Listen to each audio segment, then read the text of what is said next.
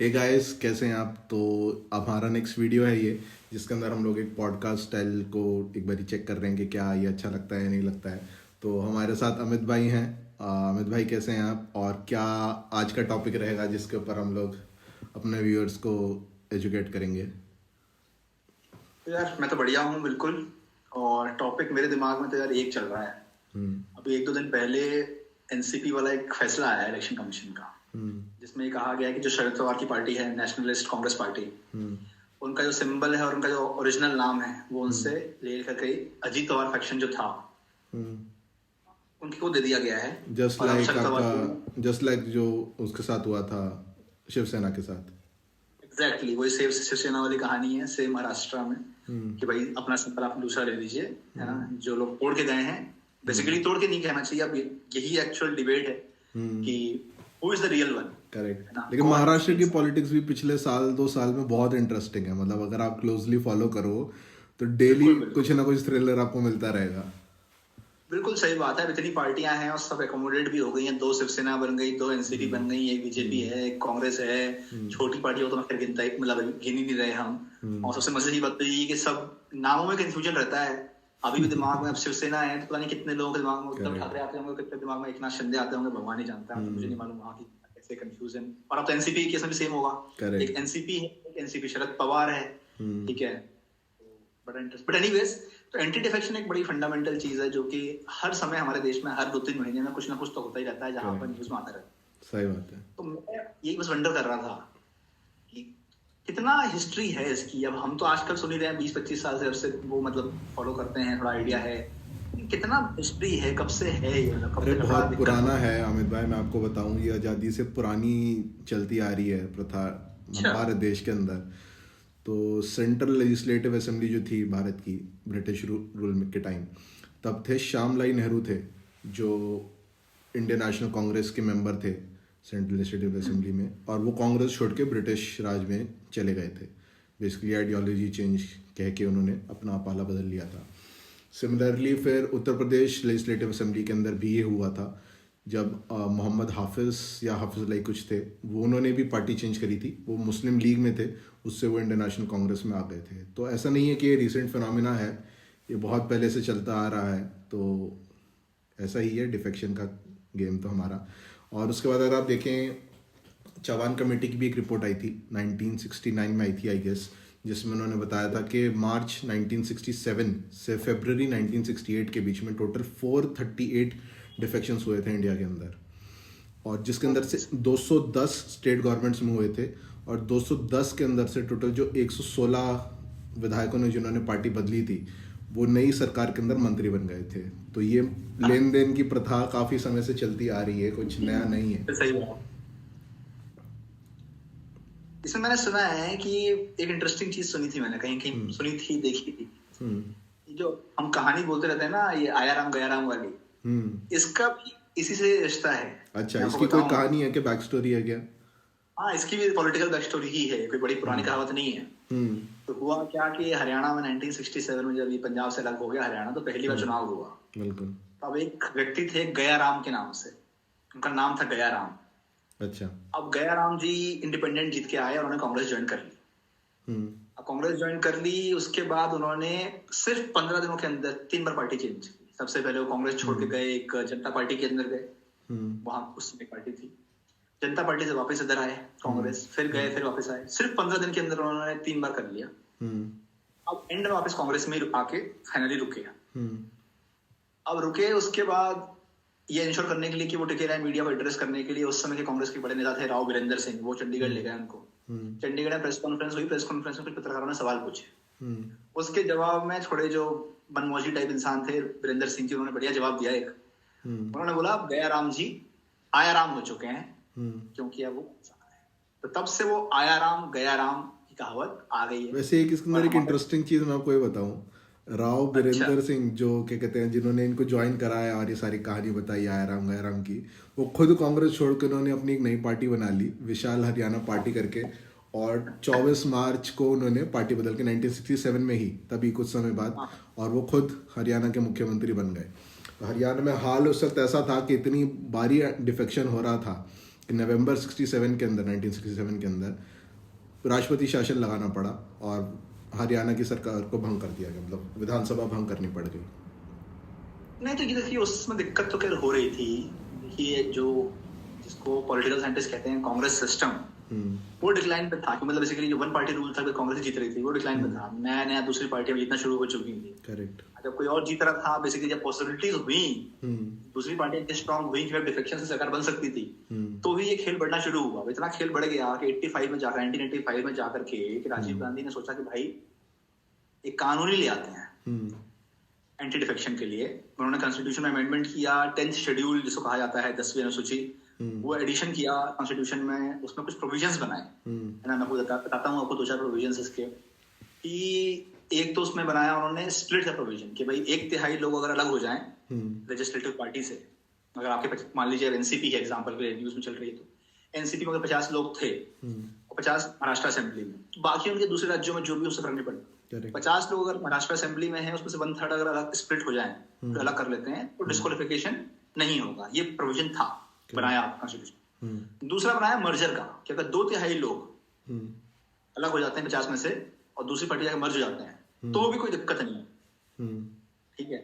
तीसरा उन्होंने रखा नॉमिनेटेड मेंबर्स, इंडिपेंडेंट मेंबर्स के लिए, कि वो भी कर नहीं सकते। जैसे इंडिपेंडेंट मेंबर्स की तो बिल्कुल ही रख दिया कि इंडिपेंडेंट मेंबर्स तो ज्वाइन कर ही नहीं सकते। अगर उन्होंने इंडिपेंडेंटली चुनाव लड़ा है बिना सिंबल के और वो जाके ज्वाइन कर गए, तो वो डिस्क्वालीफाई। अच्छा। लेकिन नॉमिनेटेड के लिए उन्होंने रखा कि 6 महीने के अंदर ज्वाइन कर लो, कोई दिक्कत नहीं। लेकिन ये मेरे को मतलब बड़ा कंफ्यूजिंग और मतलब थोड़ा सा इनएक्यूरेट लगता है जो प्रोविजन रखा गया। मतलब आप इंडिपेंडेंट और नॉमिनेटेड को काफ़ी डिफरेंट तरीके से वे कर रहे हो, जबकि नॉमिनेटेड और इंडिपेंडेंट सेम होना चाहिए। जब आप नॉमिनेटेड को बोल रहे हो कि आप जीतने के बाद कोई और पार्टी में नहीं जा सकते, तो सिमिलर केस होना चाहिए कि जो इंडिपेंडेंट है उनको अगर आप ये रख रहे हो कि वो किसी और पार्टी में नहीं जा सकते, तो जो नॉमिनेटेड हैं अगर उसको राष्ट्रपति ने या किसी ने नॉमिनेट किया है, तो वो भी क्यों किसी पार्टी के साथ जाए। ये भी एक मतलब फंडामेंटल सवाल मेरे दिमाग में आता है। एग्जैक्टली मैं तो उल्टा बोलूंगा, भाई इंडिपेंडेंट इंसान तो फिर भी पॉलिटिशियन है। नॉमिनेटेड इंसान अगर मान लीजिए राज्यसभा की बात करें, राज्यसभा में अगर राष्ट्रपति नॉमिनेट करते हैं किसी को लिटरेचर के लिए, साइंस के लिए, तो हम एज्यूम करके चलते हैं पॉलिटिशियन है ही नहीं भाई, वो तो एक इंटेलेक्चुअल इंसान है। तो उनके केस में आपने प्रोविजन दे दिया है कि भाई वो तो कर सकते हैं बढ़िया ज्वाइन, है ना, 6 महीने के अंदर। वो भी 6 महीने के अंदर, मतलब मजेदार बात है कि सिर्फ 6 महीने का टाइम दिया कि 6 महीने के अंदर अंदर आप ज्वाइन हो जाओ, उसके बाद नहीं हो सकते, उस पर नहीं हो सकते।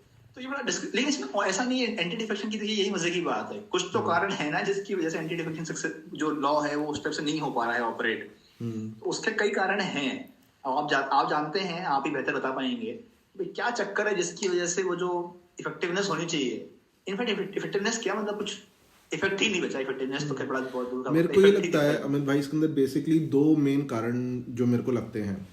पहला तो ये है कि कोई टाइमलाइन नहीं है।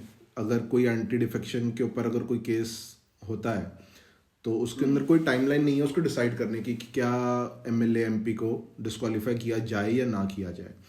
और दूसरा जो इसका डिसीजन लेने की पावर होती है वो सभापति की होती है किसी भी सदन की।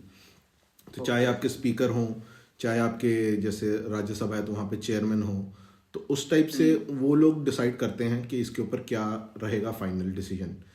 तो इसके अंदर उनकी पावर जो है वो मतलब अनलिमिटेड पावर्स हैं और कोई टाइमलाइन आज सच कानून के अंदर जस्टिफाई नहीं है। ये अभी देखिए ये बड़ी डिस्क्रिपेंसी है। अब आप देखिए ऑफिस ऑफ प्रॉफिट के जो केसेस होते हैं उसमें पावर दी गई है इलेक्शन कमीशन ऑफ इंडिया को। करेक्ट। कि भाई राष्ट्रपति या गवर्नर जो है वो डिस्क्वालीफाई कर सकते हैं on the binding advisory of election commission. Basically election commission is acting as a tribunal in that case. तो भाई अगर ऑफिस ऑफ प्रॉफिट के केसेस में इलेक्शन कमीशन कर रहा है, यहाँ भी उनको कर सकते थे। और मजे की बात है ऐसा हम इकलौता नहीं बोल रहे हैं, कई कमिटीज गवर्नमेंट की, कई कमीशन जो बनाए गए हैं पिछले 20-25 साल 30 सालों में, उन्होंने सबने सजेशन दिया है कि भाई स्पीकर जो है वो पार्टीसन रोल रखते हैं। हम ब्रिटिश सिस्टम टाइप नहीं रख पा रहे हैं, न्यूट्रल हमारे स्पीकर्स उतने नहीं फील आती है, उतना कॉन्फिडेंस नहीं आता। स्पीकर्स तो न्यूट्रल नहीं हो पाते हैं। आपने अभी रिसेंट में भी देखा जैसे पार्लियामेंट के अंदर ऑपोजिशन के इतने सारे एमपीज को सस्पेंड कर दिया गया, तो कहीं ना कहीं स्पीकर और चेयरमैन का रोल तो उसमें था। अगर वो पार्टीसन नहीं होते तो इतने एमपीज सस्पेंड नहीं होते मेरे को लगता है। की बात इसमें यह है कि एंटी डिफेक्शन लॉ में एक अच्छी बात रखी गई है कि उसमें प्रोविजन दिया गया कि मान लीजिए कोई बड़ा आदर्शवादी स्पीकर आता है जो कहता है कि भाई मैं न्यूट्रल रहता हूँ, न्यूट्रल रहने के लिए मैं तो अपनी पार्टी से भी इस्तीफा दे देता हूँ जब तक मैं स्पीकर हूँ। तो ये एक्सेप्शन दिया गया एंटी डिफेक्शन में कि अगर कोई इंसान स्पीकर बन जाता है तो वो इंसान इस्तीफा दे दे तो पार्टी उसको डिस्क्वालीफाई नहीं कर सकती इस बेसिस पे कि इस इंसान ने डिफेक्ट किया है, क्योंकि वो स्पीकर बन रहा है इंसान, वो एक कॉन्स्टिट्यूशनल रिस्पांसिबिलिटी निभाने जा रहा है, तो इसलिए वो न्यूट्रल रहने की करना चाहता है।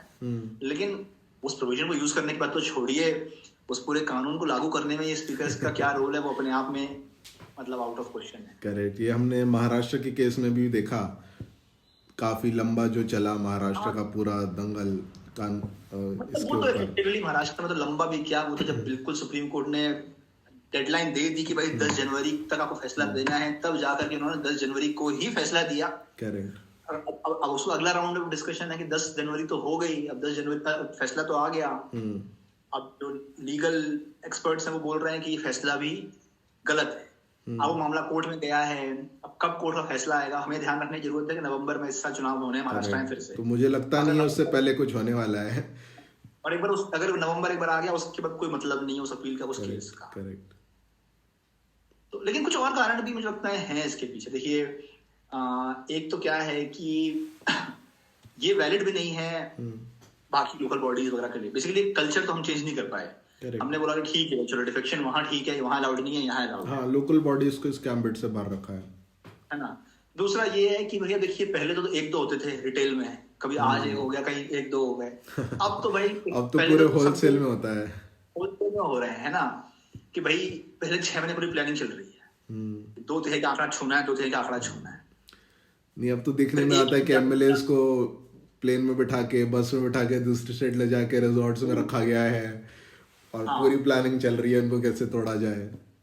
हाँ, और एक चीज और है कि ना भी टूटे, मान लीजिए सब कुछ हो गया। देखिए अंबेडकर जी ने भी कहा था कॉन्स्टिट्यूशन के बाद, कितना भी कॉन्स्टिट्यूशन बना लीजिए आप, इम्प्लीमेंट करने वाले खराब हैं तो खराब रहेगा, कितना भी खराब हो इम्प्लीमेंट करने वाले अच्छे हैं तो सही होगी चीज।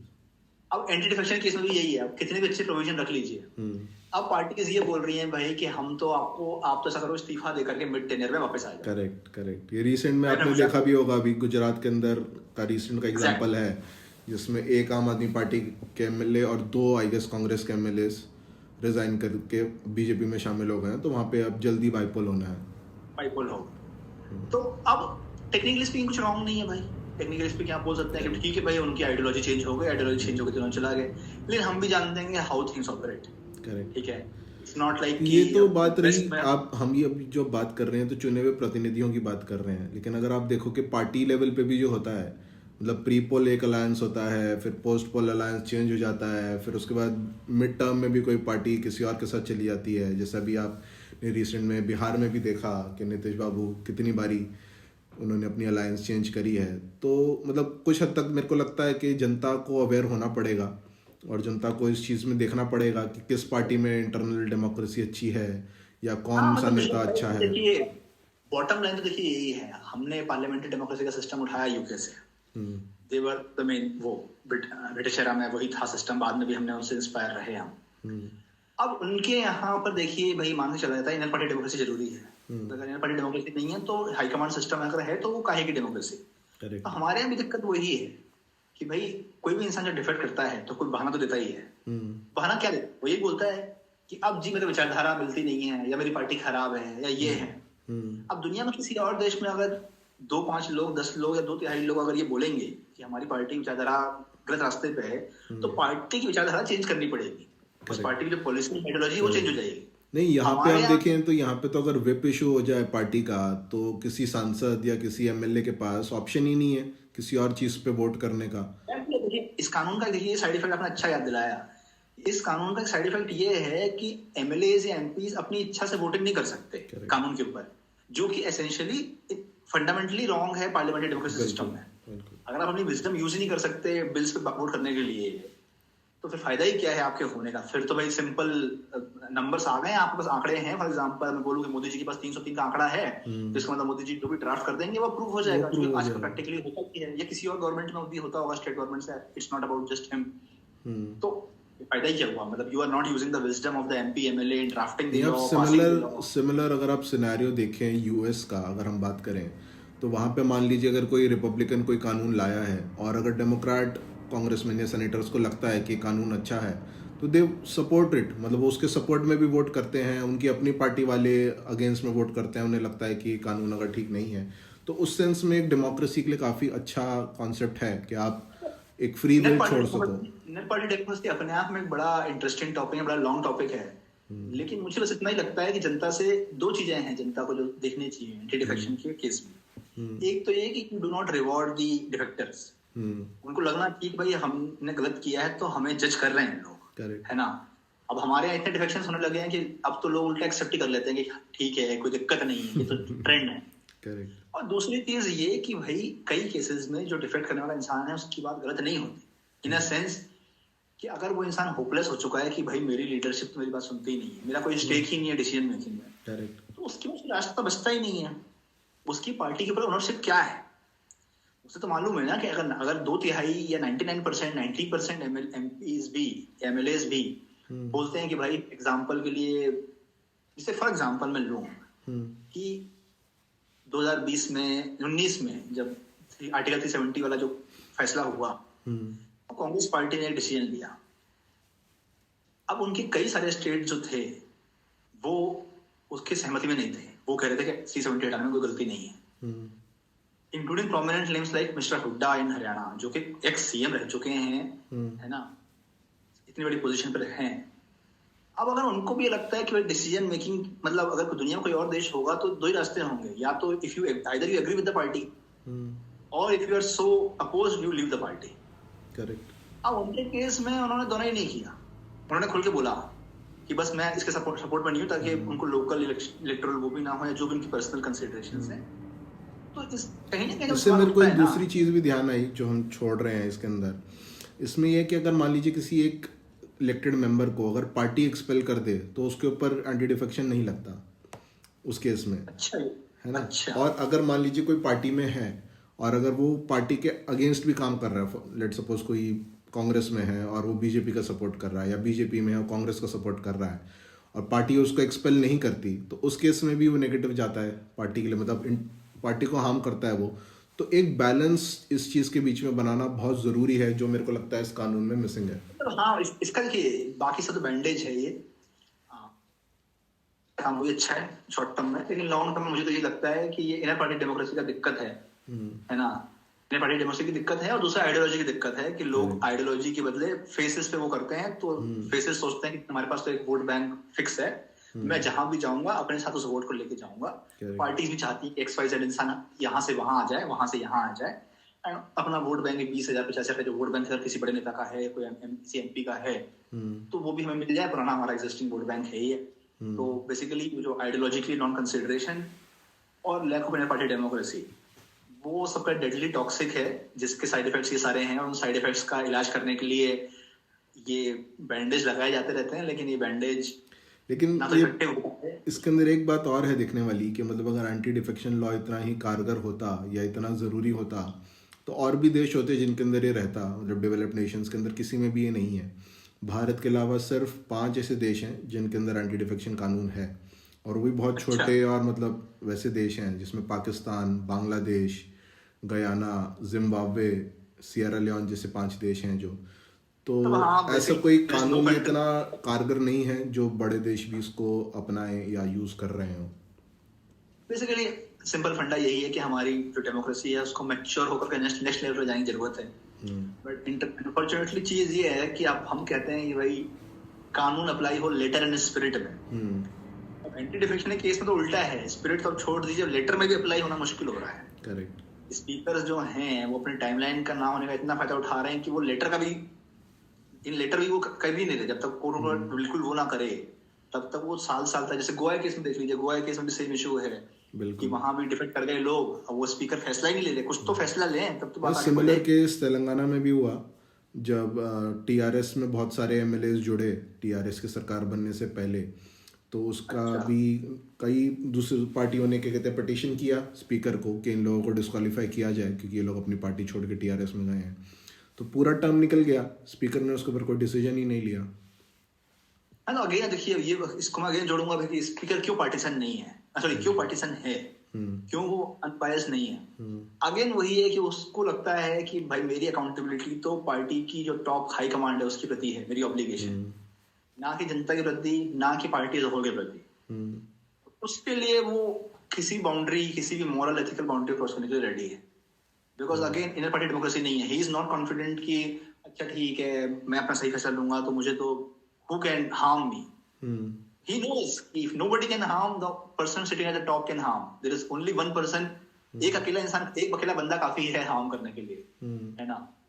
वो again you can link it to inner party democracy, कि वो इनर पार्टी डेमोक्रेसी नहीं है इसकी वजह से स्पीकर्स का रोल। आई थिंक वो लॉन्ग डिस्कशन है उसका। एक अभी लाइव एग्जांपल और था, मैं अगर आपको बताऊं, फिर इस पे हम अपनी बात क्लोज करेंगे। दिल्ली का जो एक अभी लेजिस्लेशन आया था पार्लियामेंट के अंदर, जिसमें सेंट्रल गवर्नमेंट ने कुछ पावर्स अपने पास रखी हैं, तो उसके अंदर जब राज्यसभा में डिबेट चल रहा था तो YSRCP के एक सांसद ने अपना वक्तव्य जब दिया, तो उन्होंने जब क्लोज किया अपने उसको वक्तव्य को, तो उन्होंने बहुत मज़ेदार बात बोली।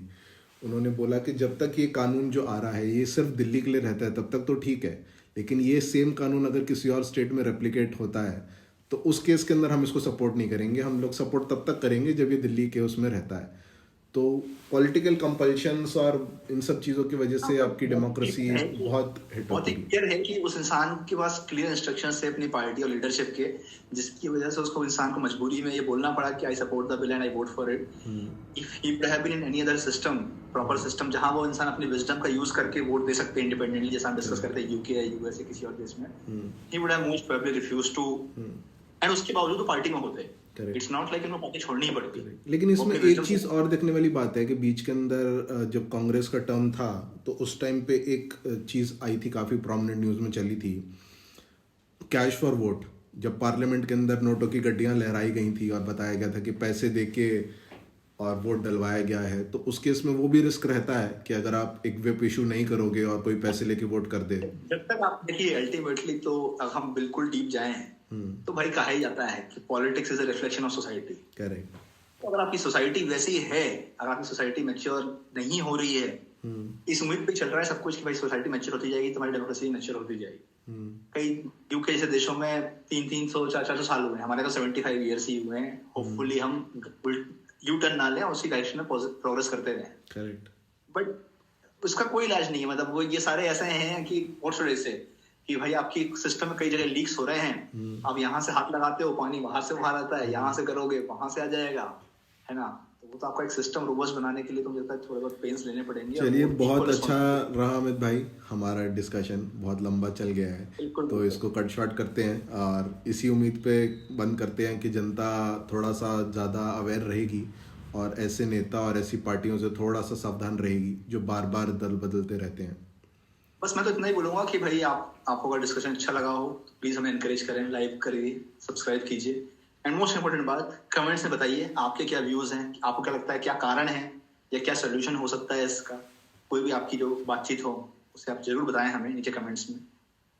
Thank you very much. Thank you guys.